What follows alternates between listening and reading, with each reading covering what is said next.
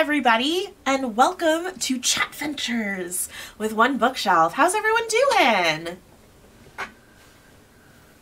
I see some folks in chat. Hey, Randall Wright. We've got, so we're doing solo D&D today. I should probably go through a whole introduction, but I'm too excited that Randall Wright is here, author of a bunch of solo D&D content.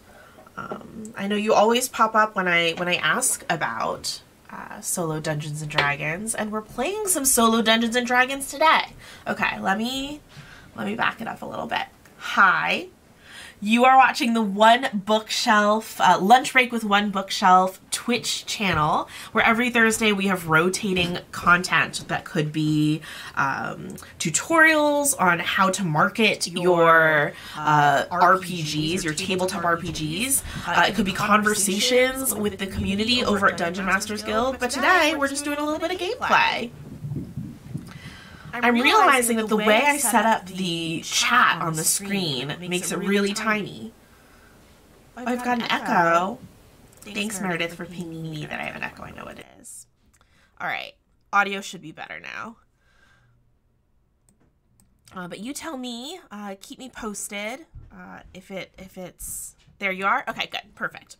And so today is Chatventures, where we're playing solo single-player RPGs, and I thought it would be nice to start in a sort of comfy zone. So we're playing a solo D&D adventure, sort of a combination of getting to do your dice rolling, but in a choose-your-own-adventure, pick-your-path style adventure.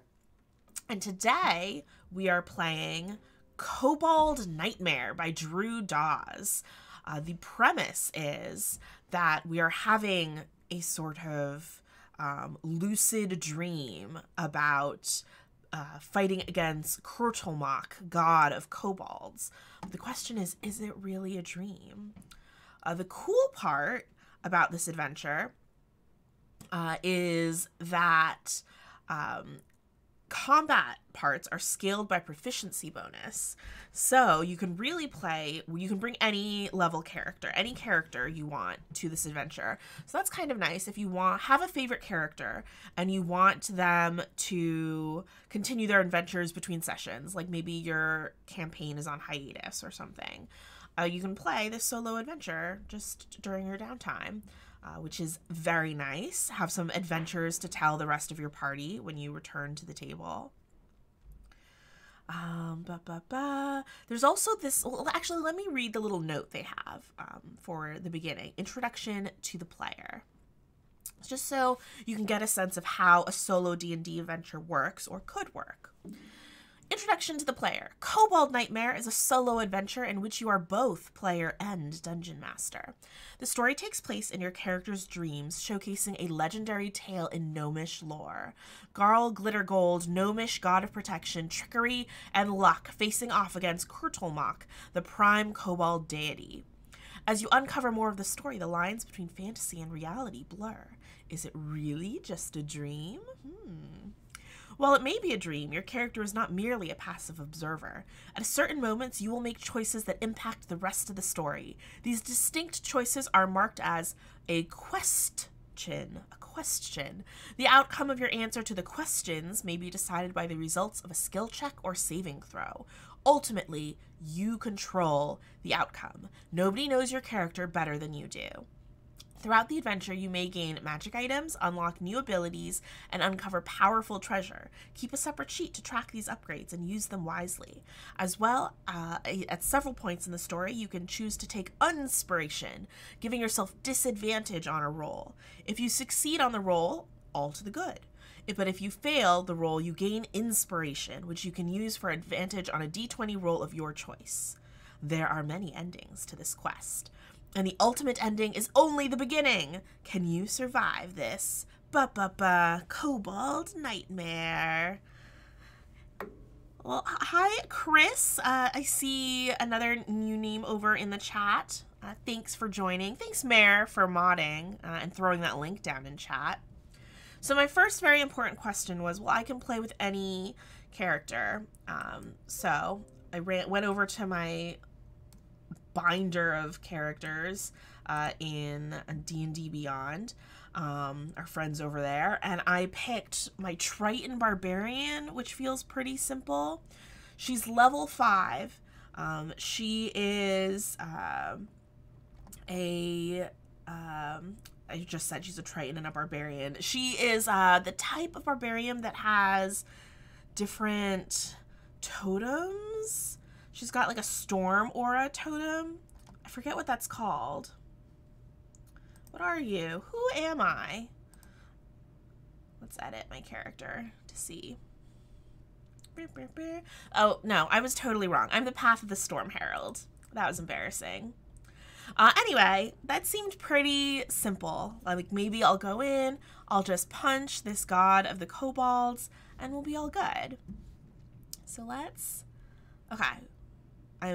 The artwork, or just the style, the art direction of this PDF is pretty cool. I kind of wish I'd thrown it up on the screen for y'all. But that will just have to entice you to maybe make a lovely purchase. This title is Pay What You Want. So you can always download it for free, give it a play, and then when you've decided you like it, go back and purchase it again to throw a tip Drew's way. Okay. Question. Let's begin. Are you a gnome? Well, I am not. I'm a fish person. So it's no. That's okay. Is the prompt that I got. Time for bed. Have a nice night. Chapter 1. The Dream. There are dreams for those who sleep unwisely, or there are bad dreams for those who sleep unwisely. From Bram Stoker.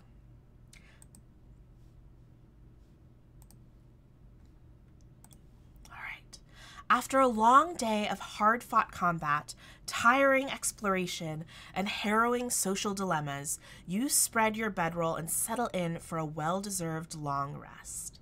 Your adventuring party continues to make camp. Thankfully, someone else drew the short straw to take watch this evening.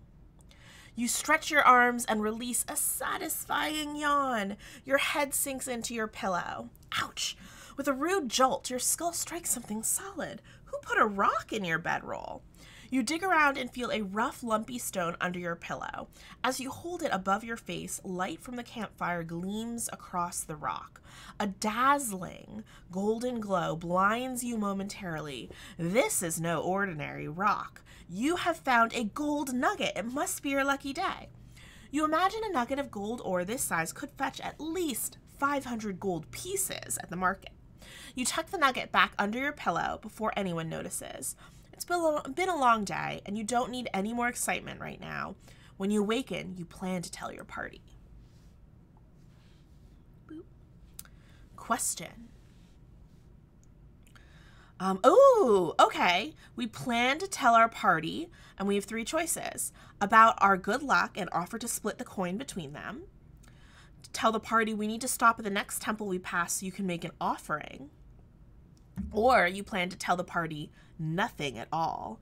So chat, folks in chat, now is your very important contribution. Do we want to tell the party about the gold that we found?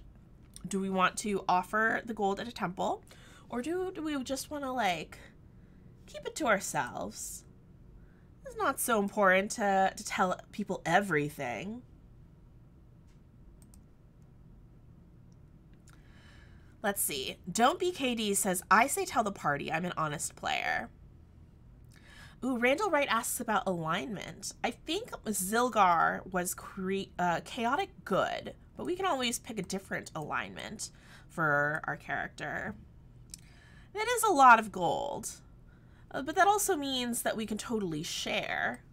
I'm trying to figure out the best orientation for my windows if it looks like I'm distracted. I'm kind of leaning towards telling the party. It feels like, 500 gold pieces worth chunk of gold feels like it would be, is that even difficult to carry? I guess you could hold it above your face without people noticing. Honesty is the best policy, says Mare. Okay, we're going to do a good thing. We're going to tell them about our good luck and offer to split the coin between them. You and the party make a great team. Why be selfish with your dumb luck? You gain inspiration. Yay! Okay, hold on. I am getting a little piece of paper, a little scrap paper, a little pen, and we're gonna just keep track that we have inspiration here. Because I know there were other magic items and stuff they said to keep track of. Okay. With the gold nuggets safely tucked away, your eyes relax and you drift off into a deep slumber. You're startled awake by draconic barks echoing off jagged rock walls. Dank, humid air fills your lungs. Your vision is limited. You can see in the darkness, but everything is gray. A cave? How did you wake up in a cave? No time to figure it out. The voices grow louder as shadows dance on the earthen walls in the rapidly approaching torchlight. They're getting closer. To your feet. Prepare yourself. You can only imagine what dangerous creatures draw near, ... Ooh, what is your proficiency bonus? Is the question. Let's see. Our proficiency bonus is +3. So we encounter 3 kobold inventors. Okay. As you ready yourself for an ambush, the kobolds turn an opposite corner and continue their conversation. In their haste, they didn't see you. Maybe if you can hear what they're saying, you can figure out where you are. Question: do you speak Draconic? Great question. Do I? I do not. I speak Common, Elvish, and Primordial. None of those very helpful in a Draconic sort of sense. So no. It's mostly guttural gibberish. The unsettling snarls mashed together sound like Darstrixerthi, and you catch phrases faster and guest of honor has arrived, barked out in Common. You peer into the cavernous landing the kobolds entered. They are riding an old minecart and placing it onto tracks. Tracks! Mine tracks should eventually lead outside. You must get past these kobolds. But how? How will you get past the kobolds? So we could try and sneak past the kobolds. We could try to distract the kobolds. Or we can try to trap the kobolds. Ooh, or there's a fourth option. We could try to destroy them. That seems, oh my goodness, very harsh. Do a destroy. We're in their house. All right, so the choices that chat has to help me choose are we sneaking, distracting, trapping, or destroying?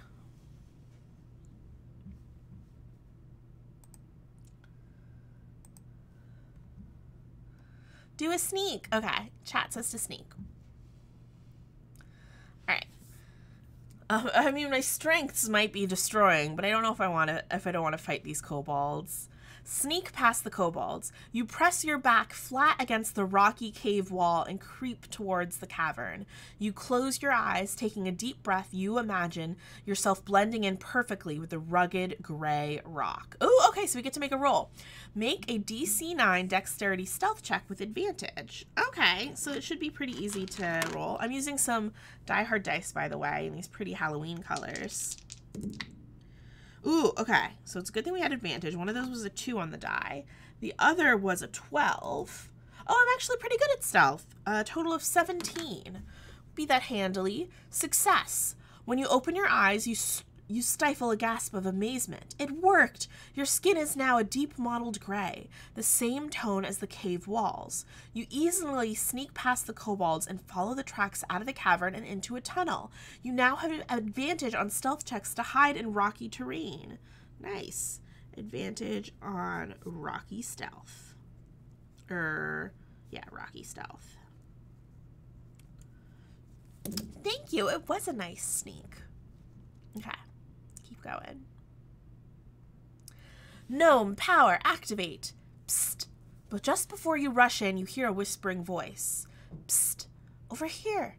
The feminine voice is behind you. You turn and scan your surroundings but don't see anyone. Down here. All you see is a collapsed kobold skeleton, an axe buried in its ribcage. Talking skeletons, great. Pick me up. Forgotten folk. You are not safe here. Wield me with determination, and I shall lead you home. You realize it isn't the skeleton talking, it's the axe. The curved, double-bladed silver and gold axe glows with a warm, comforting aura. You lift her from the bones, and in an instant you are attuned. You know her, and she knows you. Well met, old friend. I am Orundina the Justifier. Cool. Wait. I'm confused. Did you survive? What does that mean?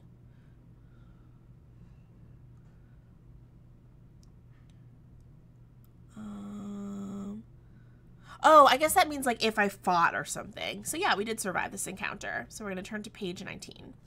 You follow the minecart tracks into a dark tunnel. The sharp rocks above close in, getting closer to your head with each step. Are you small? No, I believe we are medium as Tritons. Although we're fast. We've got a 40-foot walking speed. That might be a Storm Herald thing. Are you small? No. You duck your head, you hunch your back, you crouch your legs. It's no use. Whomever laid these tracks didn't intend the tunnel for someone your size. You must crawl to continue. As you slowly trek onward, you notice sparkling dust on the rails.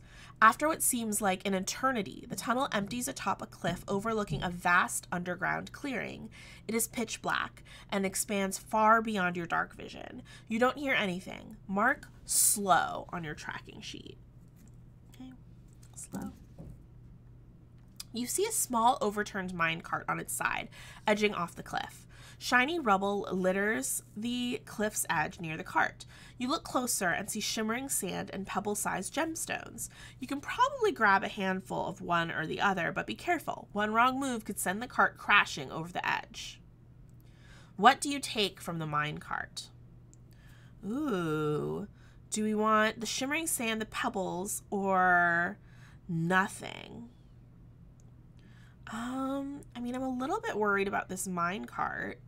But we've already got a big chunk of gold, supposedly. I don't know if we still think we have it.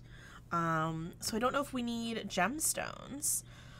Or we could take this cool shimmering sand. That might be magical in some way. We could find out later. Or nothing. Oh, okay. Chris Hopper says shimmers. Okay. Let's pocket some shimmering sand. You pocket some shimmering sand, so shiny, as an action. You can throw the shimmering sands at a creature within 5 feet. The creature must succeed on a DC 13 Dex saving throw or be blinded for 1 minute. So I'm going to write shimmer sand, DC 13 Dex or blind 1 minute. I'll put like range 5 feet next to it. Cool. A treacherously narrow stone walkway hugs the cave wall, descending to the cavern below. The mine tracks veer over the cliff and continue off into the endless darkness. Following these tracks got you this far, but are they leading you in the right direction? The walkway looks well traveled, but where does it go? Do you follow the walkway or the mine tracks? Ooh, okay. So, oops, scrolled the wrong way. Okay, so our choices are narrow stone walkway down the cliff perimeter, minecart tracks down over the cliff's edge. Don't Be KD says mine tracks.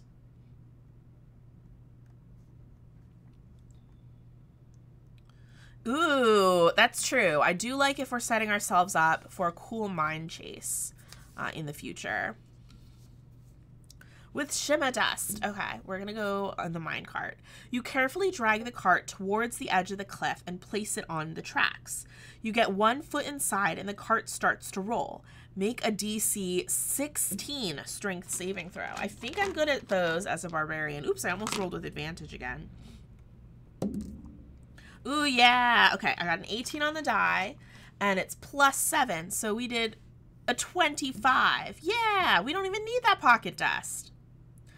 Success! You pull yourself inside the cart and hang on tight.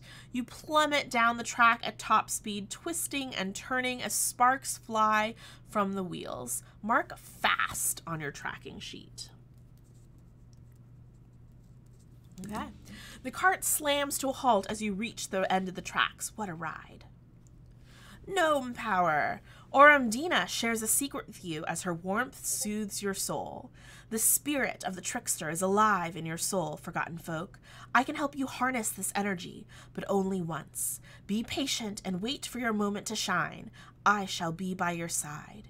You may cast freedom of movement, but only once per day. Choose your time wisely. All right, so we're going to write freedom of movement on our tracking sheet. Starting to think I should have just used like a little notepad. Okay.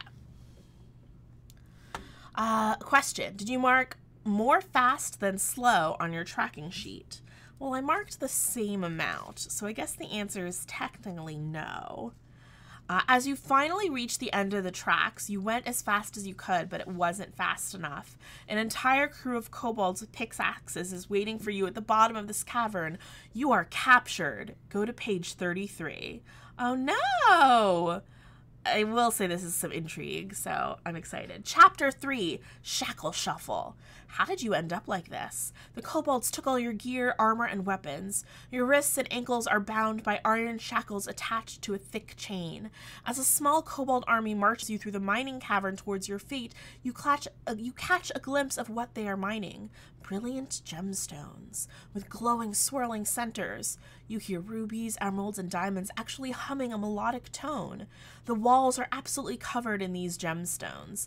You think you can reach out and pluck one without anyone noticing. Really? We're captured, and what we're thinking is, let me get a gemstone? Right, Randall? Pocket sand should always help you avoid capture. I know. Does that mean they... Oh, they probably did take our pocket sand. Okay. Which gemstone are we going to try to take? A ruby, an emerald, or a diamond? Yeah, ruby, emerald, or diamond.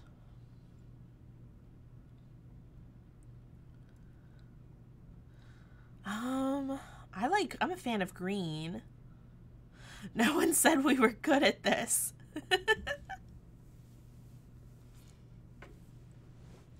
You're right, the diamond's probably the most valuable. Let's go for the diamond. Let's live big. As your fingers press the glowing white gem, you feel a voice in your mind. This mountain is a machine. Remove the right cog and the whole engine fails.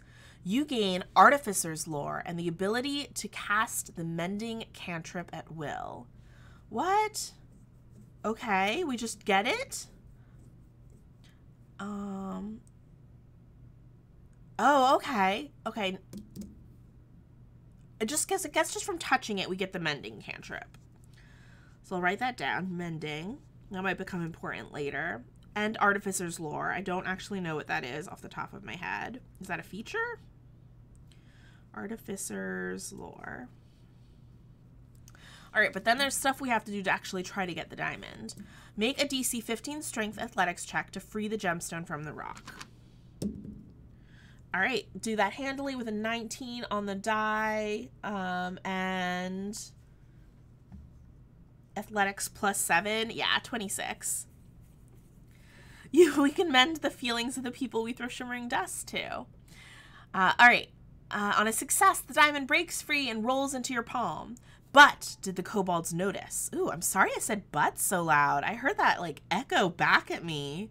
Was that really loud? I'm sorry if anyone's wearing headphones and that was terrible. Uh-oh. For sleight of hand, we got a 9 on the die. Plus 2 is 11. Ooh, no, not enough. On a failure, a miserable old kobold snatches the diamond and barks in your face. Everything goes black as a hood is pulled over your head. Oh, no. Okay.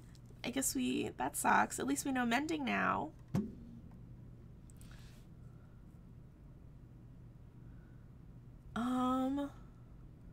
So there's like another bit, and I don't know if this was part of it. Among the twinkling red, green, and crystal clear gems, you notice something. Wait, did I have to turn to a page? On a success, you tell the gem. Nope. Nope, nope, nope. Okay. No, I guess we just... Everything goes back as a hood is pulled down over your head. It doesn't say to turn to a different page, so I guess eventually the hood comes off. Among the twinkling red, green, and crystal clear gems, you notice something even more powerful, a smooth opal shimmering with all the colors of the rainbow. I think this almost sort of reads like you could have tried to reach for this instead of the other gems. So I don't feel...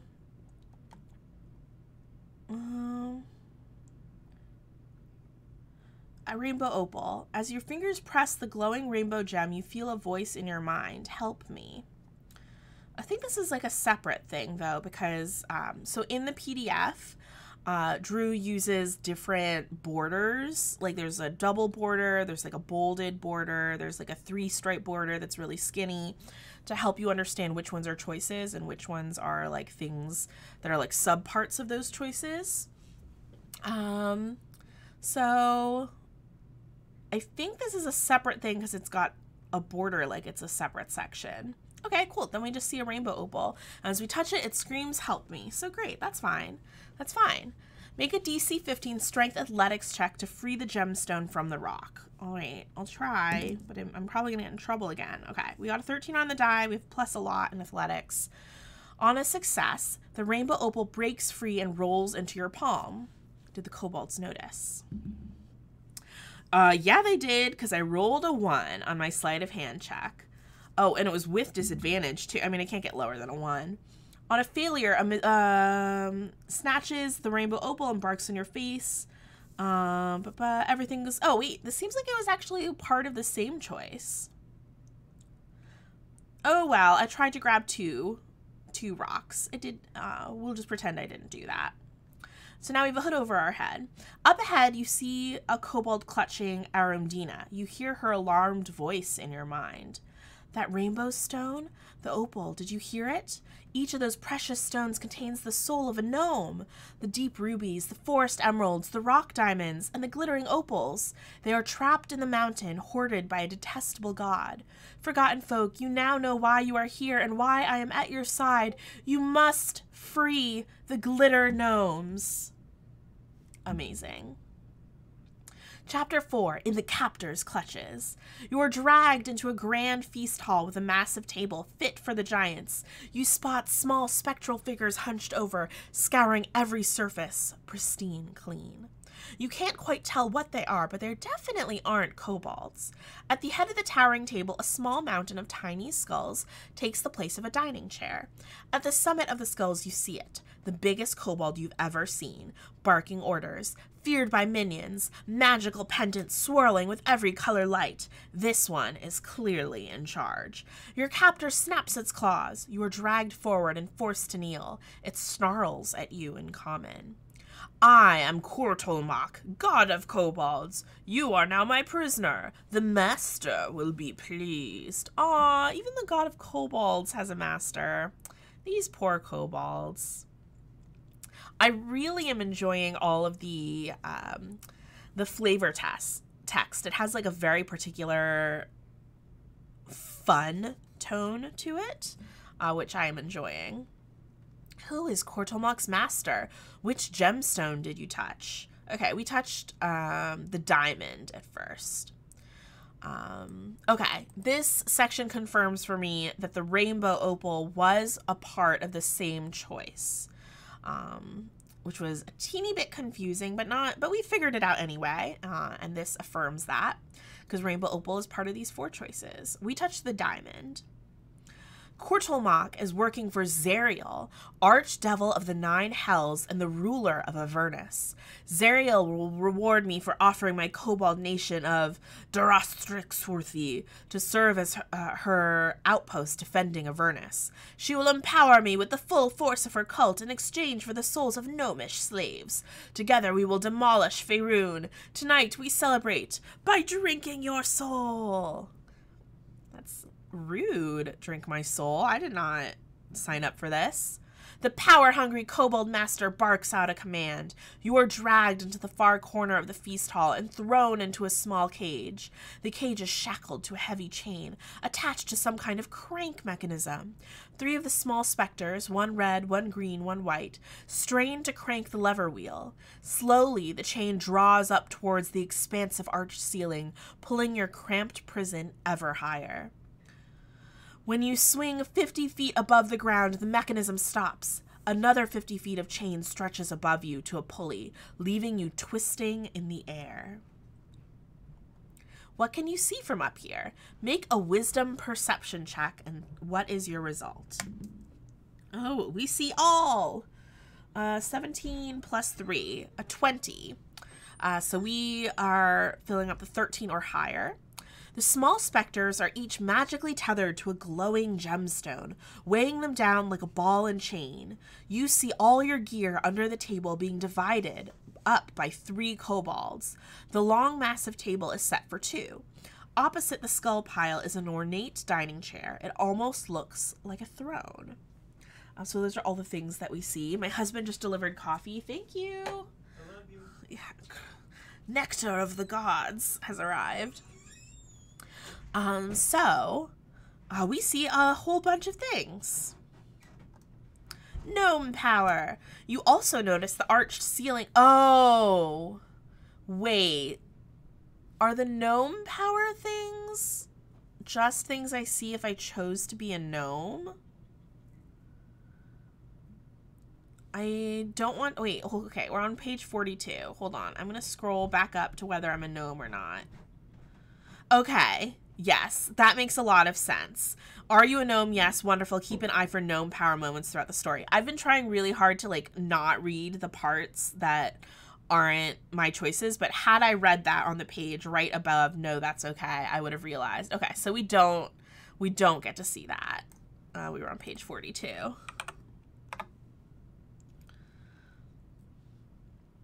Oh my gosh. Randall Wright says, bonus, Drew Dawes is really keen on gnomes. You can catch him talking about such things in an interview with Matthew Whitby.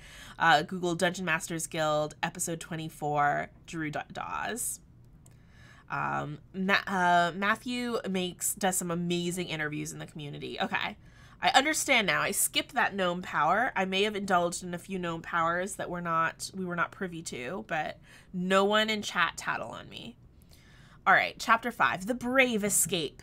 You sway perilously in the cramped cage, plotting your escape. The sad spectral servants have nearly completed setting the table for the massive feast. A well-dressed kobold enters the room through large wooden double doors and makes an announcement. Do you speak Draconic? Still no. Had there been an option to pick it up, I may have, because this seems important.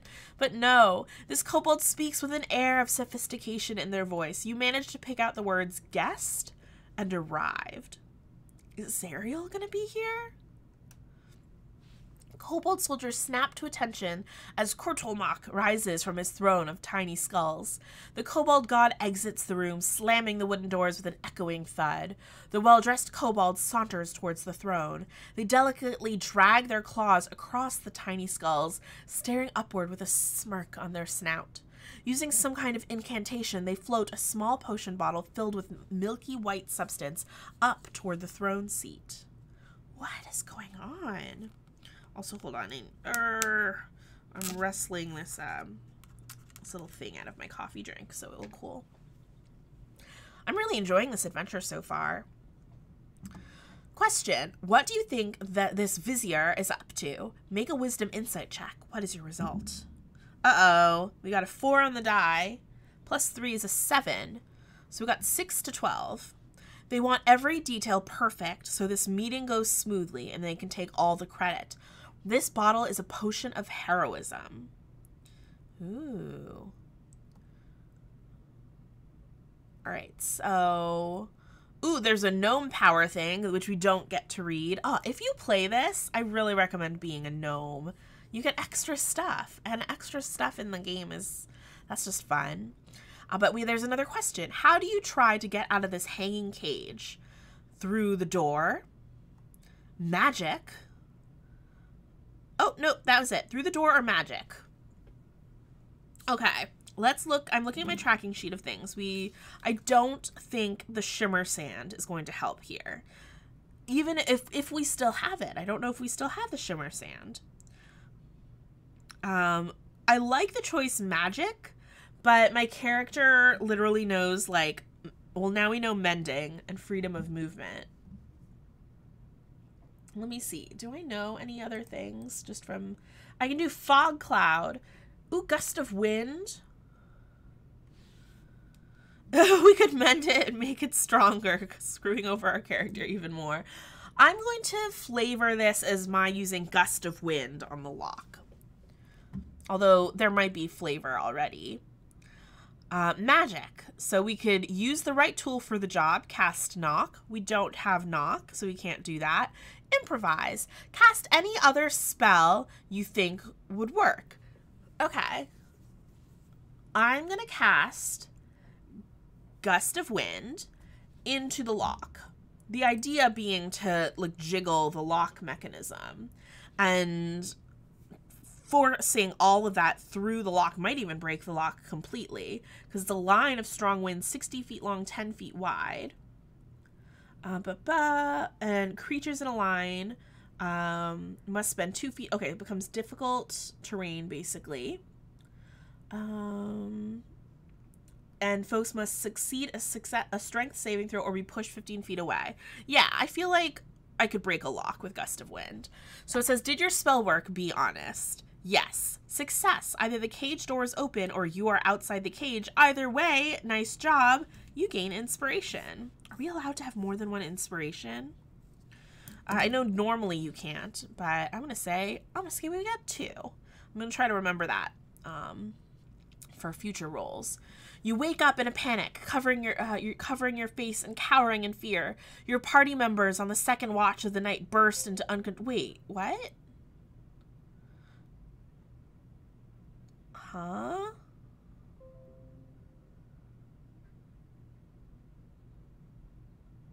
I'm confused. Well, the other thing was your spell loud? Be honest. And I do think wind completely breaking a lock would be, oh, okay. The sound of your spell echoes throughout the chamber, alerting every kobold soldier in the vicinity. The soldiers all fix their crossbows on you and roll initiative. Too late, a swarm of wolves hisses towards you. You wake up in a panic, covering your face and cowering in fear. Your party members on the second watch of the night burst into uncontrollable laughter.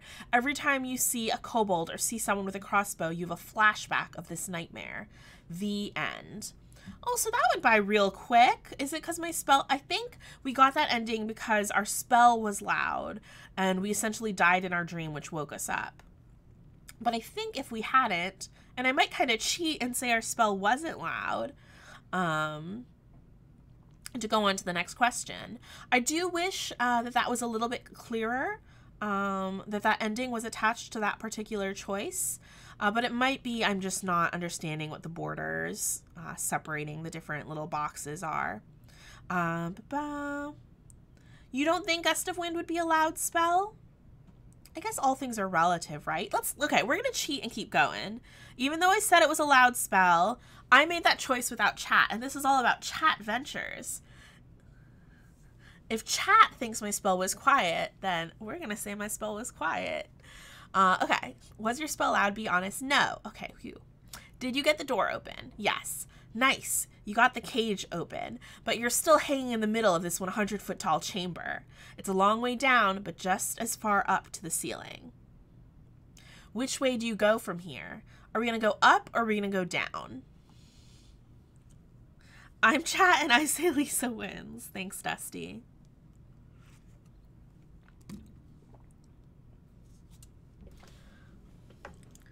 up just feels like if you fall, it's even worse.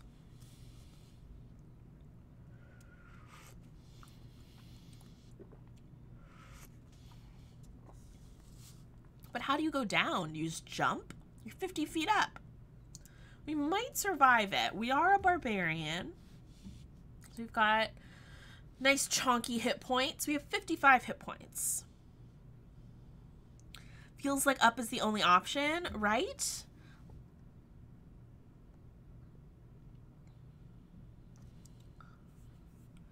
Okay, down. The choices are the easy way or the hard way. We don't have a spell that will help us go down safely.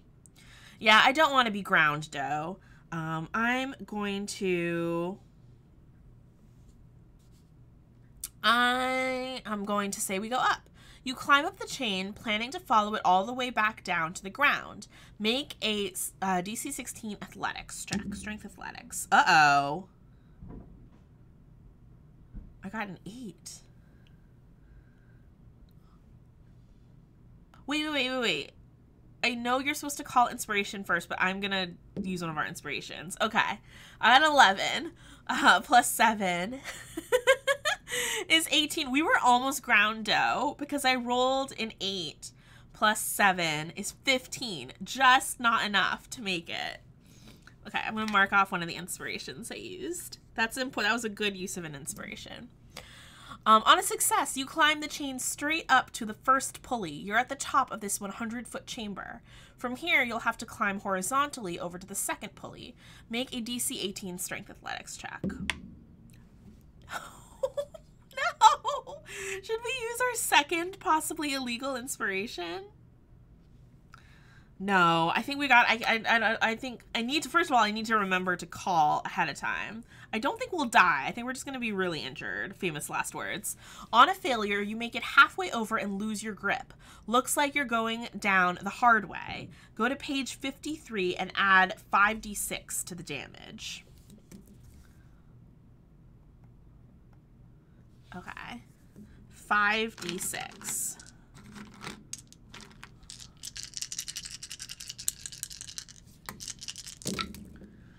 All right, we low. Some was high, some was low. So this is 6, 9, 14. Only 14. I rolled pretty low for damage. 14 points of damage. On Chapter 6, Guest of Honor. As you hit the ground, the Kobold Vizier glares at you in shock. The Kobold soldiers begin to advance, but the Vizier barks in order. They maintain their positions, facing front toward the door. You see the 3 Kobold dragon shields in possession of your belongings standing near the doors. The well-dressed and objectively attractive Kobold Vizier approaches you hesitantly. Arms outstretched, claws gesticulating in arcane motions, the air wobbles visibly around you. It is clear that you are on the other side of an illusion hidden from the soldiers. You notice this kobold wears a glittering gold nugget around its neck on a leather cord, exactly like the one you found in your bedroll. Wait, when was that? Was that a dream? Is this a dream? You were not supposed to be here, the kobold hisses in common, but you may be useful anyway. Kortelmach is out of control. Diraxtrixhurthy is an abomination, and I am going to take it all down. Are you with me or against me? Yes. Will you help the Kobold Vizier? Yes. I mean, help me decide, but the choices are no way, or the enemy of my enemy is my friend, so I guess so.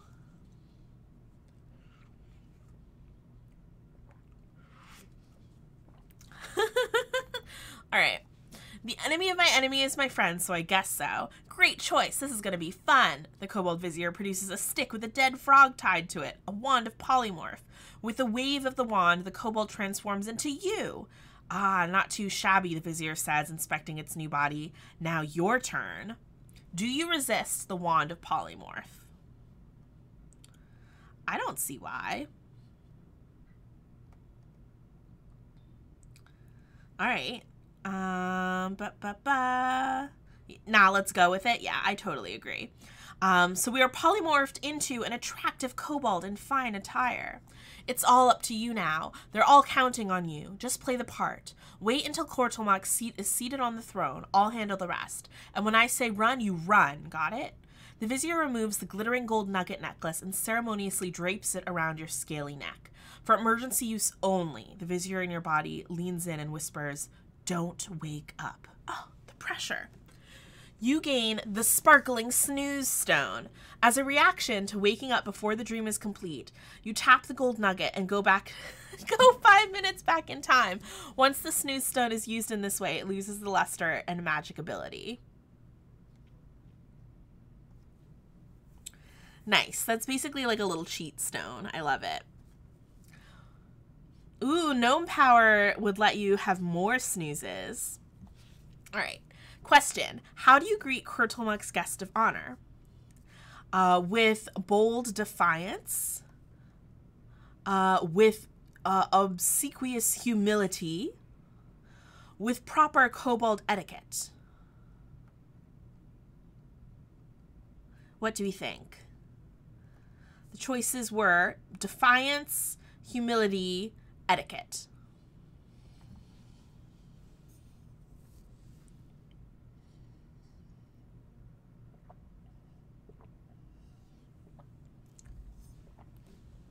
What do you all think? I feel like don't know if I would know what kobold etiquette is. I'm trying to get into the mind of my Triton Zilgar. I feel like she would try to act like a kobold, which would be acting like so humble and like falling over myself, being self-deprecating. A bit of social grace, says Katie. We could totally do with a proper kobold etiquette. They call for different types of checks, which I'm trying not to be swayed by. But if you're curious, they're all charisma checks, and they're intimidation, persuasion, and performance. All right, let's try some etiquette then. Make a charisma performance check. We're out of our inspirations. This isn't Rocky Stealth, so we don't get advantage. Uh-oh. Ooh, no! Performance, I have a -1. Didn't think about that. Would anything have been better? No. No matter what we would have done. Or it's -1 to all of our charisma checks, I think. My one low charisma character. We rolled a 5, so we got a 4. Okay, 15 or lower. Kurtulmuk glares daggers at you. You obviously did something not in keeping with kobold customs. The guest of honor doesn't seem to notice, and Kurtulmuk continues on towards the table. But, with a subtle nod, Kurtulmuk motions the 3 kobold dragon shields carrying your gear to firmly escort you out of the room through the large doors. Once outside the room, the dragon shields turn on you. Roll initiative. Oh my gosh, okay, I guess we're gonna do a fight now. Let's look up their kobold dragon shields. So, looking up in this resource, kobold.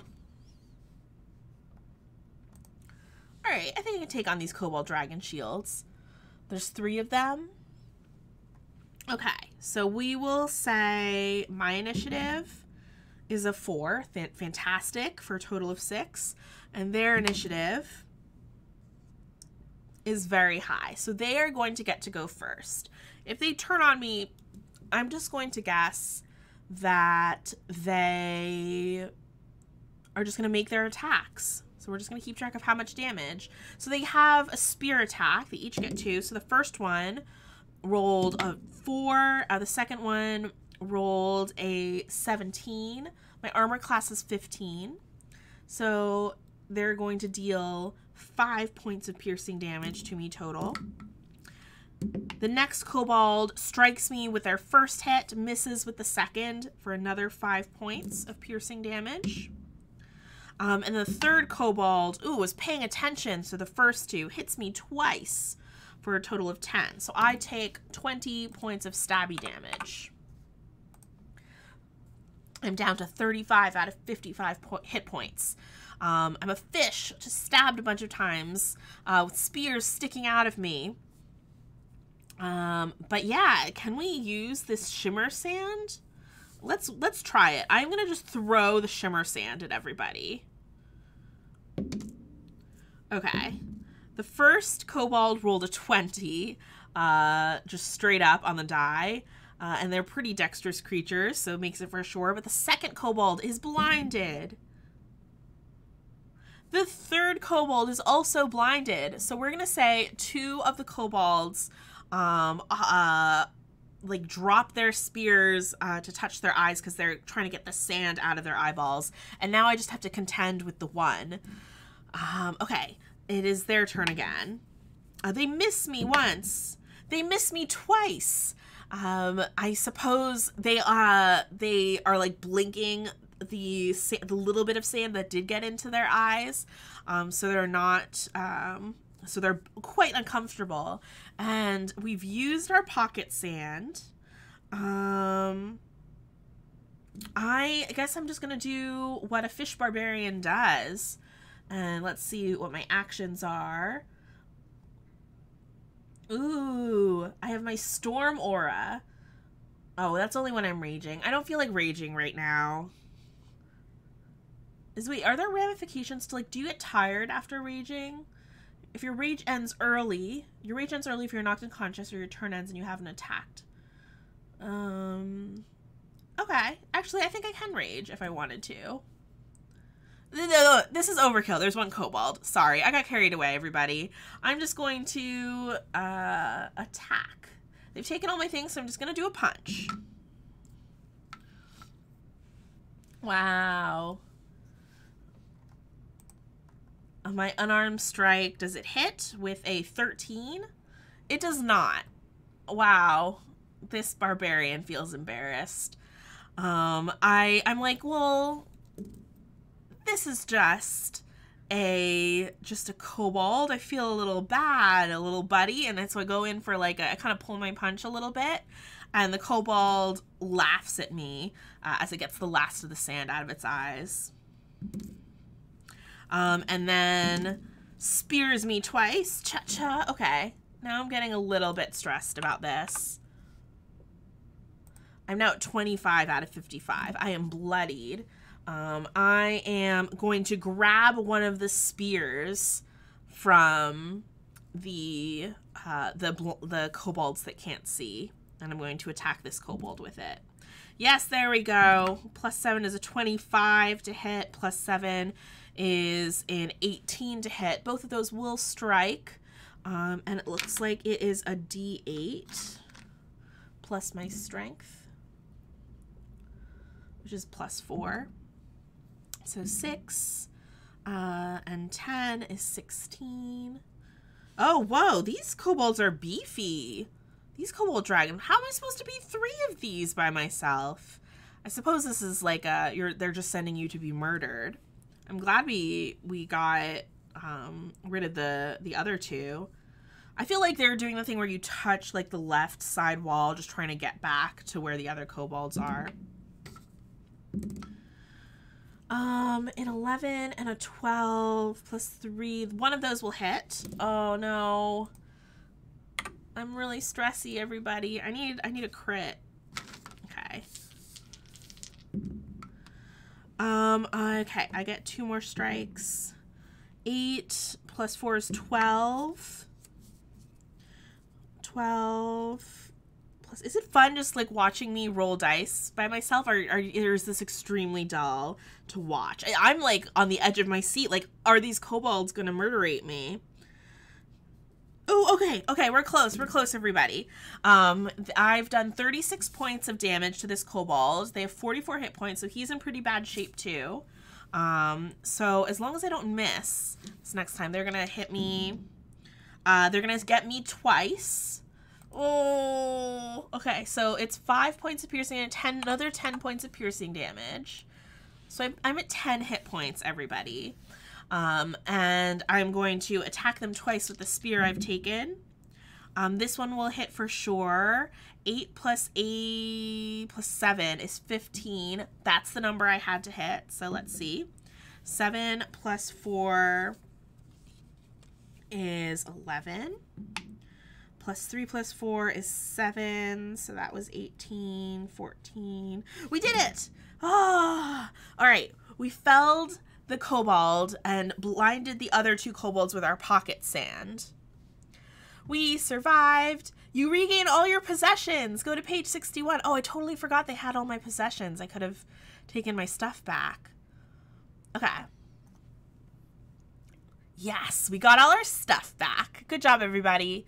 Chapter 7, The Prisoner's Punchline. As the guest of honor and Kortelmach settle in for their feast, you peer up to the hanging cage and see your body casually reclined in the cage, whistling a merry tune. Who is this vizier? What is their plan? Why are these small specters looking at you? The guest of honor finishes the feast and rises from their seat, heading toward the hanging cage.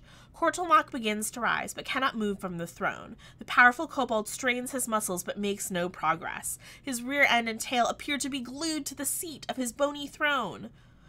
If you rolled a 20 or higher on your charisma persuasion check, you are also glued to the throne. Whoops. But good thing we're not. Such insolence. You do not rise when your guest leaves the table. Oh, wait, nope, that doesn't happen. Oh, no, wait, yeah, it does. Such insolence. You do not rise when your guest leaves the table, the guest of honor scorns. Your Excellency, please, I beg you, this is not my doing, Kortelmach whimpers. He manically rubs the pendant of swirling colors, but nothing happens. That's right, this is our doing, the vizier exclaims. With a spectacular leap, they dive out of the hanging cage headfirst towards the hard ground. Moments before impact, they make eye contact with you and yell, now. Do we run? Now, what in the world does that mean? So our choices are attack Kortelmach, attack the guest of honor. Whoa. I thought we were just running.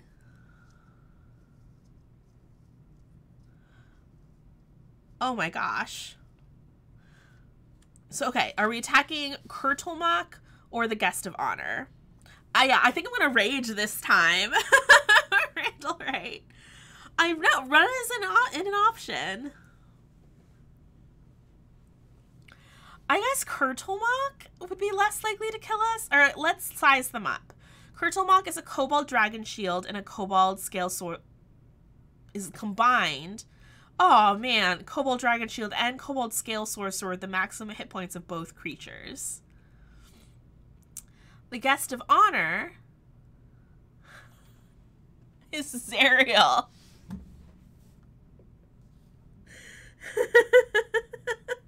So we're going to attack Kortelmach, who isn't an archdouble. We have 10 hit points. Kortelmach, okay. What does a scale sorcerer do? All right, we're going to rage. As a bonus action, we're going to rage. That gives us our storm aura. So creatures of our choice can take an additional d6 of lightning damage. Very good. We just have to survive 2 rounds of combat, it says. So I'm going to say I get to go first because this is sort of a surprise. And I have all my stuff again. So let's equip our greatsword, because that is what we're going to use to attack Kortelmach. We're going to attack him twice. Wow! I rolled a 1 and a 3. It was nice knowing you, everybody. So I attack Kortelmach. I don't even know if Kortelmach even really notices that I attack him, but I guess so. He is going to cast Scorching Ray at me. That's 3. Oh, a 19 on the die. A 12 is going to hit, unfortunately. Just hits. And another 19 on the die. Should have saved that purple die for me. So we're going to take... This needs to be like all ones for us to survive. 7 points of damage, 9 points of damage, 8 points of damage. Okay, we dead. After 2 rounds of combat, didn't even get there. Are you still alive? No. You wake up back at camp, adrenaline surging through your body. You do not gain the benefits of a long rest. Every time you see a kobold, ooh, feels like you should use that rewind rock and go back. Oh, okay. So yeah, I don't know if I want to go all the way back to that previous fight. I don't, because I don't know if it's only been like 5 minutes or 10 minutes. But let's at least go back and maybe we'll have better luck with the dice. So we use our rewind rock, our snooze gold, and we're going to try and attack Kurtulmak. I mean, I could kind of go off the rails and we could try to be a sneaky rock. Should I be a sneaky rock? That's not an option, but I feel like we just need to survive 2 rounds of combat, and I can do that by just hiding as a rock. I think I'm going to do that. Okay, we roll with advantage. Got a 17 plus 5 is a 25 stealth to just hide. Like, I feel like we duck behind the table, the ground is rock, and we just flatten ourselves really still. And so when he runs around the table to attack us, he sees that we're just he doesn't see us because we're blending in with the rock floor. And I'm going to say we're just going to hide for 2 rounds of combat. And he says, did you survive? Yes, because we just hid. Yes, you realize this is not what now meant. Go to page 65. Okay, so I also need to mark off that we used our special rock. Oh my gosh, page 65 is terrible. Okay, avalanche. You race through the large double doors. As you turn back to close them, you see an arcane portal opening on the ground just before your body can be pulverized by the impact. In the same instant, another portal opens in the air near the ceiling keystone directly above Kurtulmak. Your body falls gracefully into the portal, but what emerges from the other side is like nothing you've ever experienced. An androgynous gnome with glittering gold skin, mesmerizing rainbow eyes, and impossibly long, glitzy tinsel hair hovers in the chamber above the throne. Their hair coils around the keystone as loose rocks rain down. They pull out 4 glowing gemstones, ruby, emerald, diamond, and rainbow opal, which orbit their head. Oh, dull little dragon doggy, they call out in a smiling sing-song tone. Did you miss me? Garl, glitter gold, Kurtulmak rages. You might want to sit down for this one. Oh, you already are. How marvelous. You've enslaved my gnomey-womies for far too long. It's time for the forgotten folk to remember our home. Garl Glittergold wiggles their fingers, and all the small specters are sucked into the ruby, emerald, and diamond. Rainbow light beams from the colorful pendant on Kurtulmak's neck, shooting towards the rainbow opal. The kobold claws at the beam of light, but cannot grasp them. That's all, folks. Garl kisses each stone as it orbits their lips. Now, now, Zariel, stop me if you've heard this one. You see Garl's long tinsel locks tighten their grip on the keystone. Did you hear the world held a contest to vote for the worst natural disaster? Garl makes arcane motions with their fingers slowing to a halt in midair. Avalanche won in a landslide. Garl drops the spell, keeping them aloft, plummeting towards the throne. The tail of hair pulls the keystone free, dropping 1 trillion tons of mountain onto Kurtulmak, still stuck into his morbid throne with sovereign glue. The guest of honor, Zariel, exits the cavern using their own magic means of escape. Garl Glittergold finds you in the chaos of raining rocks. Hey, you! Run! Garl whizzes past Kurtulmak without looking back. You notice the angry kobold god conjure a floating spectral claw. As Garl sprints over the long table, Kurtulmak's mage hand snatches the rainbow opal orbiting Glittergold's head, speeding it to Kurtulmak's waiting hand. Before Garl can turn back, a gargantuan boulder smashes Kurtulmak and is thrown of gnome skulls like a meteor. No! Garl cries. Not again! Hey, you out there. No, not your character. I'm talking to you, the one reading this. You have to save the glitter gnomes. Question. Do you have any charges left on the smarking snooze stone? No. You see a blurry morning sunlight through your eyelashes, but immediately shut your eyes and try to will yourself back to sleep. Rise and shine, sleepyhead. Your party is already breaking camp and ready to begin the next day's travel. You cannot get back to sleep. Every time you see a kobold or a large rock, you have a flashback of this nightmare. Aw, man.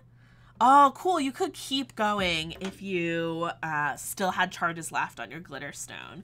I wish I'd felt a little more creative in how to deal with that second comeback when we had 10 hit points.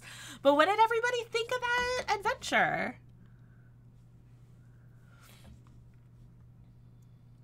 That is what I get for not being a gnome. I think that Kobold Nightmare was super fun. I thought it was very creative and had really fun, sort of casual, fun tone of voice to the storytelling or flavor text. I really liked that you could play it with any character that you wanted. So you could bring one of your really fleshed out characters and really get in their head and think about what they would do with each of these choices. And it was I like that it felt lighter. I think probably with like the magical gnomes tend to make adventures feel a little lighter. Enemies like kobolds as well, little minions. Zariel was there. Wish I'd gotten her autograph. I thought that was super fun. So folks in chat, is this your first time seeing or hearing of solo Dungeons and Dragons? I remember being so excited when I first discovered this genre popping up on Dungeon Masters Guild. If you want to find more adventures like this, go to Dungeon Masters Guild, and on the left sidebar, there's a drop down called Theme, and the very bottom one is theme is solo/single player, and you'll find, if not all, most or many of our solo adventures get tagged with this filter.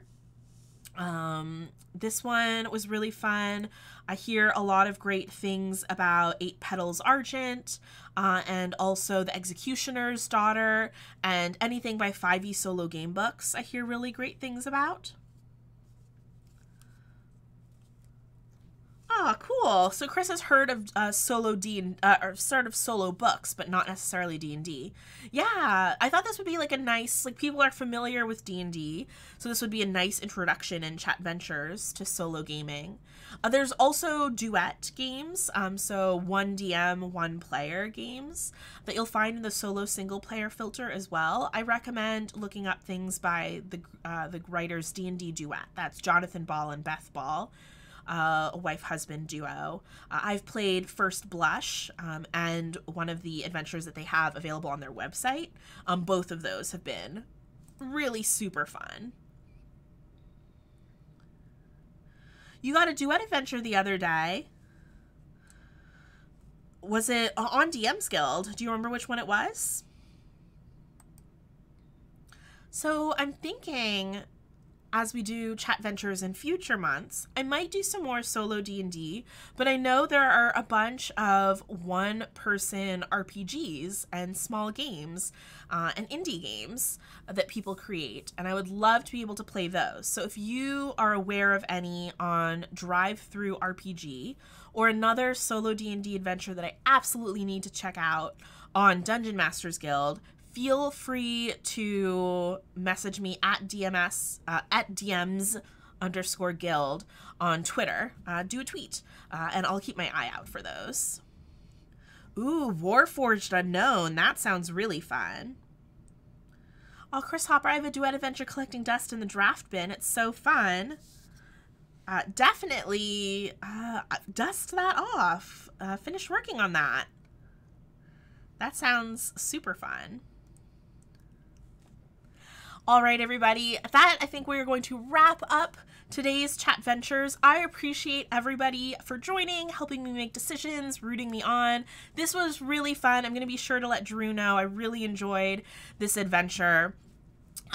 If you would like to follow Dungeon Masters Guild, you can do so on Instagram or Twitter at DMs_Guild. Instagram, we always have like a daily gallery of awesome covers because folks create some really quality work on Dungeon Masters Guild. So that's always fun to have some beautiful RPGs showing up in your feed. If you'd like to follow me, I'm at Lysa Penrose on Instagram, Twitter, and Twitch. Tonight I will be playing an RPG called Good Society over on my Twitch channel at 5 p.m. Pacific time. It is the finale of our mini-series, playing Good Society, but in a haunted house, a gothic horror sort of theme, the haunting of Good Society. So definitely check that out if you're looking for some more games. But we will be back next month with more awesome content here on our lunch break with One Bookshelf, and I will see you then. Bye, everybody.